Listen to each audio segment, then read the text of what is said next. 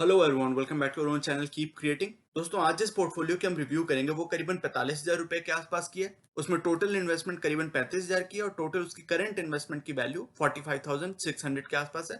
और 30% के आसपास की 30% के आसपास की अच्छी, काफी डिसेंट, काफी अच्छी गेन भी हो रही है, काफी अच्छी प्रॉफिट हो रही है। इस पोर्टफोलियो में कुछ अच्छी चीजें भी हैं और कुछ ऐसी चीजें भी हैं जो हम में से हर कोई, हर रिटेल इन्वेस्टर सीख सकता है। उनमें से कुछ लर्निंग्स भी हैं हमारे पास।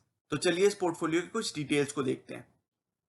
पहली कंपनी है टाटा कंसल्टेंसी सर्विसेज। डेफिनेटली एक अच्छी कंपनी है, बहुत बड़ी आईटी कंपनी है, इंडिया की लार्जेस्ट आईटी कंपनी है और फंडामेंटली भी बहुत साउंड कंपनी है। टाटा ग्रुप को बिलोंग करती है, तो मैनेजमेंट, गवर्नेंस, बिजनेस फोकस की सभी काफी अच्छी है टीसीएस की। इसके साथ आप कंटिन्यू कर सकते हैं। इसमें करीबन 79% की बहुत अच्छी सॉलिड प्रॉफिट हो रही है आपको। आप इसके साथ कंटिन्यू कर सकते हो। जब भी कंसोलिडेशन आए, मौके मिले आपको, तो आप इसमें और एक्यूमुलेशन स्टार्ट कर सकते हैं, जैसे भी आपकी कैपिटल अवेलेबिलिटी हो। अगली कंपनी अल्काइल अमीन्स। ये भी स्पेशलिटी केमिकल में, हालांकि एक स्मॉल कैप कंपनी है, लेकिन फंडामेंटली काफी स्ट्रॉन्ग कंपनी है और अमीन्स बनाती है, अमीन्स के डेरिवेटिव्स बनाती है। तो काफी एक बहुत ही मोटेड बिजनेस हो जाता है, क्योंकि अमीन्स की जो ट्रांसपोर्टेशन होती है, अमीन्स की प्रोडक्शन और ट्रांसपोर्टेशन होती है, वो काफी हैजार्डस होती है, तो इसकी इंपोर्ट भी नहीं की जा सकती। तो ऐसी दो कंपनीज है इंडिया के अंदर, अल्काइल अमीन्स और बालाजी अमीन्स, जो इंडिया के अंदर अमीन्स बनाती है। दो कंपनीज बहुत अच्छी हैं। उसमें से भी जो कंपनी मुझे ज्यादा पसंद आती है वो अल्काइल अमीन्स है, तो इसके साथ आप कंटिन्यू कर सकते हैं। 44% की अच्छी खासी प्रॉफिट भी हो रही है आपको।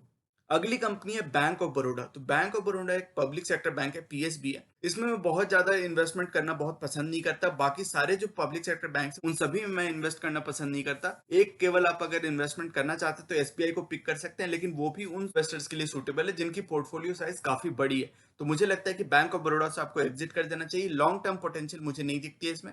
अगर आपकी कोई स्विंग ट्रेड की कॉल है, कोई आपकी अगर पोजिशनल ट्रेड है जो आपको लगता है कि शॉर्ट टर्म में आपको कुछ फायदे मिल सकते हैं, तो आप कंटिन्यू कर सकते हैं शॉर्ट टर्म के लिए। लेकिन लॉन्ग टर्म पोर्टफोलियो, आपने चूंकि मेंशन किया है कि आप लॉन्ग टर्म पोर्टफोलियो बनाना चाहते हैं, आपकी पोर्टफोलियो साइज अभी भले ही थोड़ी मॉडेस्ट सी है, बहुत बड़ी नहीं है, लेकिन धीरे धीरे आप इसको बिल्ड करके लॉन्ग टर्म पोर्टफोलियो क्रिएट करना चाहते हैं, तो लॉन्ग टर्म पोर्टफोलियो के लिए मुझे बैंक ऑफ बड़ौदा बहुत सूटेबल नहीं लगता। इससे आप एग्जिट कर सकते हैं अगर आप चाहें तो। जैसा आप देख पा रहे हैं, मार्केट ऑलमोस्ट अपने ऑल टाइम हाई पे है, फिर भी 4% की आपको लॉस ही हो रही है बैंक ऑफ बड़ौदा में। अगली कंपनी भी एक public sector, Bharat heavy electrical limited, भेल। इसमें भी मुझे लगता है कि लॉन्ग टर्म के लिए बहुत ज्यादा, इसमें शॉर्ट टर्म में आपको पोजिशनल ट्रेडिंग मिल सकती है। जैसे आप देख सकते हैं कि थोड़ी गवर्नमेंट बात कर रही है कि इंडिजीनियस डिफेंस सेक्टर बनाएगी, डिफेंस प्रोडक्शन डोमेस्टिक होने वाली है, तो उसमें भेल जैसी कंपनीज को, बेल, लार्सन एंड टूब्रो, भेल जैसी कंपनीज को फायदा हो सकता है। तो आप थोड़े दिन के लिए कंटिन्यू कर सकते हैं, जब तक ये साइक्लिकलिटी, एक शॉर्ट टर्म अपसर्ज रहती है, तब तक आप कंटिन्यू कर सकते हो। 11% की मॉडेस्ट सी प्रॉफिट भी हो रही है आपको। थोड़े दिन के लिए कंटिन्यू कर सकते हो, लेकिन लॉन्ग टर्म के लिए मुझे इसकी भी जगह नहीं दिखती है पोर्टफोलियो में। अगली कंपनी जैसे हमने बात भी की, लार्सन एंड टूब्रो, वो भी एक अच्छी कंपनी है, काफी फंडामेंटली स्ट्रॉन्ग कंपनी है। अगर इंफ्रास्ट्रक्चर सेक्टर में बात करें तो one of the largest and strongest players in India, Larsen and Toubro. इसके साथ आप कंटिन्यू कर सकते हैं, लेकिन फिर भी इस साइज के पोर्टफोलियो के लिए मैं बहुत ज्यादा कंफर्टेबल फील नहीं करता इंफ्रास्ट्रक्चर सेक्टर में इन्वेस्ट करना। इस साइज की पोर्टफोलियो के लिए आपको साइक्लिकल से दूर रहना चाहिए। जैसे हमने पोर्टफोलियो रिव्यू सीरीज की जब शुरुआत की थी, तो हमने आइडियल पोर्टफोलियोज की बात की थी कि अलग अलग पोर्टफोलियो साइज के लिए आप कैसे आइडियल पोर्टफोलियो, एक अच्छी पोर्टफोलियो लॉन्ग टर्म ग्रोथ के लिए, लॉन्ग टर्म कंपाउंडिंग के लिए बना सकते हो। उसमें हमने बात की थी कि मॉडेस्ट पोर्टफोलियोज को, स्मॉल साइज की पोर्टफोलियोज को साइक्लिकल से दूर रहना चाहिए।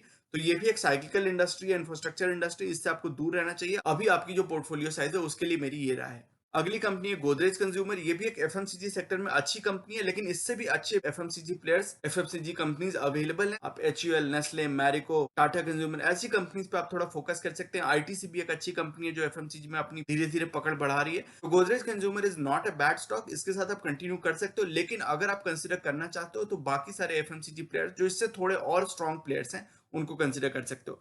बायोकॉन भी एक अच्छी कंपनी है, इनकी आर&डी कैपेबिलिटीज बहुत अच्छी हैं। किरण मजूमदार जी जो इनकी एमडी है, मैनेजिंग डायरेक्टर है, वो बहुत रेस्पेक्टेड एंटरप्रेन्योर है इंडिया के अंदर। तो इसके साथ आप कंटिन्यू कर सकते हो। This is a fine stock to continue with.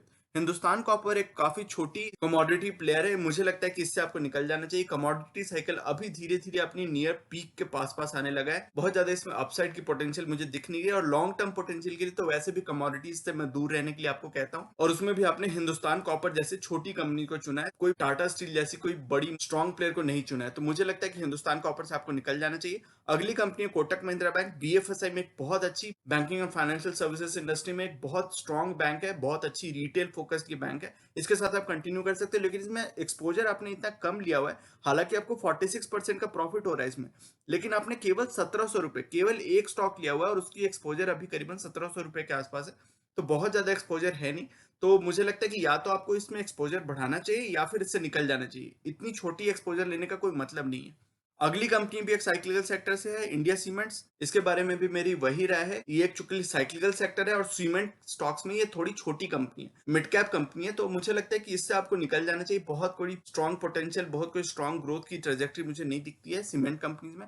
अभी भले ही आपको दिख रहा है कि कमोडिटीज में, सीमेंट में, जो भी ऐसे इंफ्रास्ट्रक्चर सेक्टर से रिलेटेड कंपनीज हैं, उन सभी में अपसर्ज आ रही, क्योंकि कमोडिटी की प्राइसेस ऊपर जा रही थी। लेकिन लॉन्ग टर्म के लिए, कंपाउंडिंग के लिए, लॉन्ग टर्म की ग्रोथ के लिए मुझे लगता है कि इसमें बहुत ज्यादा आपको स्टिक करना बहुत लंबे समय के लिए उचित नहीं रहेगा।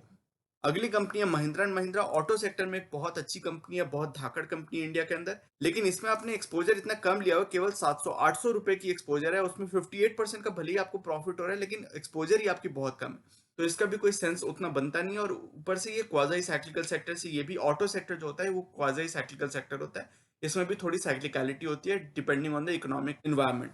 अगली कंपनी है पिडिलाइट इंडस्ट्रीज। बहुत स्ट्रॉन्ग प्लेयर है इंडिया में एडहेसिव्स एंड गम्स और रेजन्स की अगर बात करें तो इंडिया में सबसे स्ट्रॉन्ग प्लेयर है। सबसे बड़ी मार्केट शेयर वाली है, सबसे बड़ी ब्रांड रेपुटेशन वाली कंपनी है पिडिलाइट इंडस्ट्रीज। इसके साथ आप डेफिनेटली कंटिन्यू कर सकते हैं। इसमें आपने डिसेंट एक्सपोजर भी लिया हुआ है और डिसेंट सी प्रॉफिट भी हो रही है। लेकिन लॉन्ग टर्म के लिए मुझे लगता है कि बहुत ही सॉलिड कंपनी है, इसके साथ आप स्टिक कर सकते हैं। तो ओवरऑल आपकी पोर्टफोलियो में मेरी यही राय है दोस्त, कि आपने इस पोर्टफोलियो साइज के लिए आपने डिसेंट सी पोर्टफोलियो बनाई है, लेकिन कुछ गलतियां हो गई हैं, उसको आप थोड़ा रिकंसिडर कर सकते हो। कोई बहुत डिजास्टर्स मिस्टेक्स नहीं है थैंकफुली, लेकिन फिर भी कुछ मिस्टेक्स हैं जिनको आप इंप्रूव कर सकते हो, अपनी पोर्टफोलियो को और रोबस्ट बना सकते हो। पहली मेरी एडवाइस ये है कि अपनी पोर्टफोलियो का फोकस रखें, कॉन्सेंट्रेटेड रखें। इतने सारे स्टॉक्स, आपने 12 स्टॉक्स ले लिए हैं केवल 45,000 की पोर्टफोलियो साइज के लिए। मुझे लगता है कि इस पोर्टफोलियो साइज के लिए आपके पास 4 से 5 से ज्यादा स्टॉक नहीं होने चाहिए।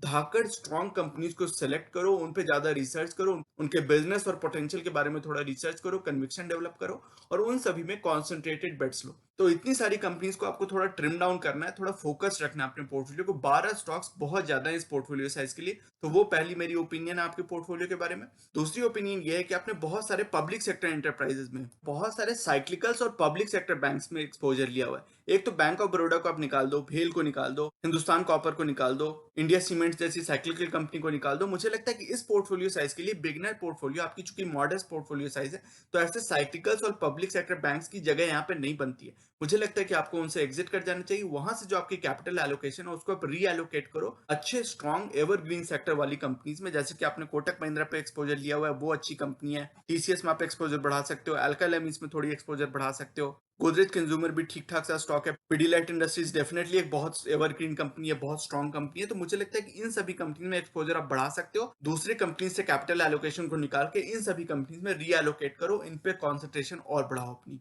फिर जो मैंने पहले भी ये बात कही, आपने महिंद्रा एंड महिंद्रा में चूंकि केवल इतना कम एलोकेशन लिया हुआ है, केवल 700-800 रुपए की एलोकेशन है, मतलब कुछ भी एलोकेशन नहीं है आपके पोर्टफोलियो साइज के हिसाब से। तो या तो आप इसमें एलोकेशन बढ़ाओ। अगर आप ऑटो इंडस्ट्री की रिवाइवल देखते हो, आपको लगता है कि अभी भी अपसर्ज, अभी भी अपसाइड बाकी है ऑटो इंडस्ट्री में, तो उसमें आप एक्सपोजर या तो बढ़ाओ या फिर आप इनसे कंप्लीटली एग्जिट कर जाओ। ये 700-800 रुपए की एक्सपोजर लेने का कोई मतलब नहीं है। इससे आपको उन कंपनीज को ट्रैक करने में, उनकी क्वार्टरली रिजल्ट्स को ट्रैक करने में, मैनेजमेंट के डिसीजंस को ट्रैक करने में समय बेकार में लगेगा, और साथ ही साथ आप उनको अच्छे तरीके से ट्रैक नहीं कर पाओगे, और फालतू में आपकी थोड़ी सी एक्सपोजर बनी रहेगी जिसका कोई मतलब नहीं है। तो यही 2-3 इनपुट्स हैं। मुझे लगता है कि पोर्टफोलियो आपने अच्छे से बनानी शुरू की है, लेकिन कुछ मिस्टेक्स हैं, कुछ गलतियां जो बिगिनिंग में हो ही जाती हैं। कोई आपकी बहुत बड़ी कोई मिस्टेक नहीं है। इनको धीरे धीरे आप रिवाइज करके इनको रिकंसिडर करो। अगर आपको थोड़ी हेल्प चाहिए तो आइडियल पोर्टफोलियो सीरीज की मैंने 4 वीडियोस निकाली थी, उसमें हमने 1 लाख से नीचे की पोर्टफोलियो की साइज के लिए क्या आपकी एलोकेशन होनी चाहिए, अलग अलग सेक्टर में कौन कौन सी कंपनीज को आप आइडेंटिफाई कर सकते हो, उसमें हमने बात की हुई थी कि कैसे आप आइडेंटिफाई करके एलोकेशन ले सकते हो, अपनी पोर्टफोलियो क्रिएट कर सकते हो। तो उस वीडियो से आपको काफी मदद हो जाएगी मुझे लगता है। अगर उसके बाद भी आपके कोई क्वेश्चन हो तो आप मुझे राइट बैक कर सकते हैं, ईमेल पे फिर से रीच आउट कर सकते हो, और कोई भी आपके क्वेश्चन से कोई भी मैं हेल्प प्रोवाइड कर सकता हूँ, तो feel free to reach out and I will be happy to help you out. मैं उम्मीद करता हूँ कि ये रिव्यू और ये थॉट्स, ये ओपिनियंस आपके लिए हेल्पफुल रहेंगी, और long term investing thought process create और ग्रूम करने में आपको मदद मिलेगी इन सारे इनपुट से। I wish you all the best in your investing journey, और मुझे उम्मीद है कि इस चैनल की केवल ये रिव्यू वीडियो ही नहीं, बाकी सारी वीडियोस इस चैनल पे, इतनी सारी जो वीडियोस हैं जिसमें हमने बहुत सारे कॉन्सेप्ट्स और थॉट्स को डिस्कस किया हुआ है, वो सभी आपकी इन्वेस्टिंग थॉट प्रोसेस को रोबस्ट और नॉलेजेबल बनाने में मदद कर रहे हैं, और इसी तरह कंटिन्यूअसली मदद करते रहेंगे। तो दोस्तों ये था आज का वीडियो। ये सेइंग जो कि है नॉलेज इज पावर सुप्रीम, ये इस चैनल का मिशन है, जो कि है आप तक सही नॉलेज पहुंचाना। आगे आने वाली वीडियोस में हम mutual fund, investing, asset allocation और डायरेक्ट स्टॉक से रिलेटेड कई सारे एनालिसिस करेंगे और बहुत सारे इंटरेस्टिंग टॉपिक्स को डिस्कस करेंगे। So you should definitely subscribe to the channel and remain posted for further updates. अगर आज की वीडियो कंटेंट आपको पसंद आया है तो वीडियो करें लाइक। अगर आपको लगता है कि इस इन्फॉर्मेशन से किसी की मदद हो सकती है तो इसे अपने दोस्तों और फैमिली मेंबर्स के साथ शेयर करें और चैनल को करें सब्सक्राइब। मिलते हैं अपने अगले वीडियो में एक और टॉपिक के डिस्कशन के साथ। तब तक के लिए take care and see you soon. Bye bye.